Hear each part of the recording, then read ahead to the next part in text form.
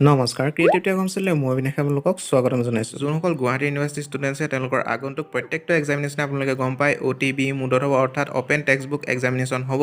তাৰে আপোনালোকৰ যোনখিনি GUIST অৰ্থাৎ Guwahati university institute of science and technology যোনখিনি ষ্টুডেণ্টছে তেওঁলোকৰো এক্সামিনেশ্যনখিনি OTBE মুডত হ'ব আৰু তেওঁলোকৰ এক্সামিনেশ্যনৰ ওপৰত নতুন এটা গাইডলাইন জাৰি কৰিছে সেই গাইডলাইনটো আজি আপোনালোকক দেখুৱাবলৈ লৈছোঁ তাৰ কাৰণে আপোনালোকে নটিফিকেশ্যনত গৈ পেলাই সেই গাইডলাইনটো পঢ়িব পাৰিব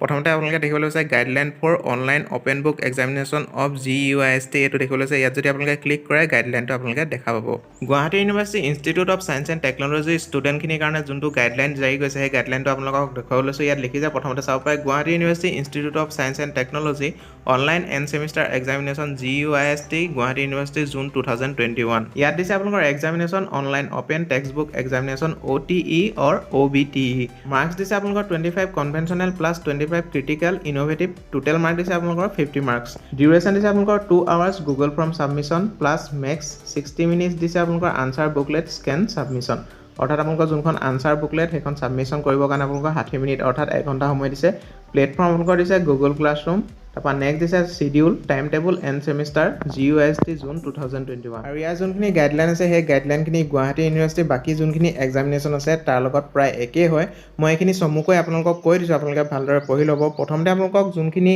ইণ্টাৰনেট ব্যৱস্থা বা আপোনালোকৰ যোনখিনি টেকনিকেল বস্তুৰ প্ৰয়োজন অনলাইন এক্সামিনেশ্যন দিয়া সময়ত ধৰক আপোনালোকৰ মোবাইল ফোনটো হওক বা আপোনালোকৰ কম্পিউটাৰটো সেইখিনি আপোনালোকে যোগাৰ কৰি ল'বলৈ কৈছে যেতিয়া আপোনালোকে এক্সামিনেশ্যনত বহিব আৰু নেক্সট দিছে আপোনালোকৰ যোনখিনি আনচাৰখিনি আপোনালোকে নিজ হাতেৰে লিখিব লাগিব লগতে আপোনালোকৰ A4 সাইজৰ পেপাৰ হ'ব লাগিব কৈছে বাকিবিলাক এক্সামতো আপোনালোকৰ যোনটো পেপাৰ A4 সাইজৰ পেপাৰ ল'বলৈকে কৈছে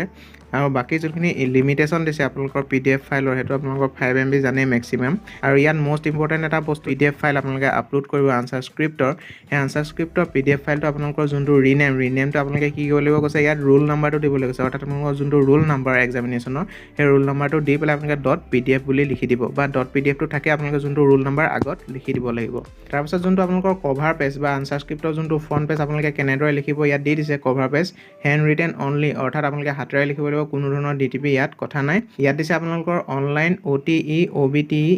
ENSEM অৰ্থাৎ and semester examination June 2021 GUIST Guwahati university ইয়াত ৰোল নাম্বাৰটো দিছে আপোনালোকৰ এটা সাইডত তাৰপৰা পেপাৰ কোৰ্চ নেম দিছে নেক্সট দিছে আপোনালোকৰ এইটো সাইডত ডেট আৰু পেপাৰ কোৰ্চ কোড আৰু তলৰ ফালে আপোনালোকে প্ৰথম পেজত কি লিখিব লাগিব সিগনেচাৰ আৰু এইফালে পেজ নাম্বাৰটো ইয়াত দিবলৈ কৈছে যোনটো আপোনালোকৰ সিগনেচাৰ ইয়াত আপোনালোকে কৰি দিব তাৰপিছত ইয়াত পেজ নাম্বাৰটো আৰু আপোনালোকে আনচাৰটো ইয়াত যোনটো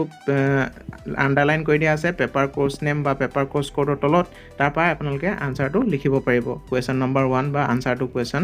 নম্বৰ 1 বুলি এনেদৰে লিখি আপোনালোকে ইয়াৰ পৰা লিখিব পাৰিব তাৰপিছত নেক্সট পেজটোত আপোনালোকে ৰোল নাম্বাৰটো ওপৰত এনেদৰে লিখিব লাগিব ডেটটো পেপাৰ আৰু কোৰ্চ নেম কোড ইয়াত লিখি দিলে হ'ল তাৰপিছত তলত আপোনালোকে আকৌ সিগনেচাৰ আৰু পেজ নাম্বাৰটো দিব এনেদৰে আপোনালোকে যোনখিনি আনচাৰ আপোনালোকে ইয়াত লিখি পেলাই স্কেন কৰি পেলাই আপোনালোকে PDFটো বনাই আৰু যোনটো আপোনালোকৰ PDFৰ ৰিনেমটো ক'লো যে আপোনালোকৰ এক্সামিনেশ্যনৰ যোনটো ৰোল নাম্বাৰ সেই ৰোল নাম্বাৰটো দি পেলাই আপোনালোকে আপলোড কৰিব লাগিব ভিডিঅ'টো ইমান আছিলে আপোনালোকে ভিডিঅ'টো লাইক এটা কৰি শ্বেয়াৰ কৰিবলৈ নাপাহৰিব লগতে যিসকল নতুন আহিছে এনেকুৱা ধৰণৰ আপডেটসমূহ পাই থাকিবৰ কাৰণে চেনেলটো ছাবস্ক্ৰাইব কৰি কাষত থকা বেল আইকনটো প্ৰেছ কৰি যাব আপোনালোকক পুনৰ এটি নতুন ভিডিঅ'ত লগ পোৱাৰ আশাৰে জয় অসম।